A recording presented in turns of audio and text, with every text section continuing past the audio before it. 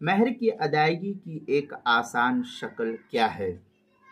چنانچہ آج کل شادیوں میں مہر کے علاوہ دیگر لین دین بہت ہوتا ہے، جہیز وغیرہ کی شکل میں یا اور دیگر شکلوں میں بہت زیادہ ہو جاتا ہے، اور عموماً لڑکے والوں کی طرف سے قیمتی زیور بھی دیا جاتا ہے۔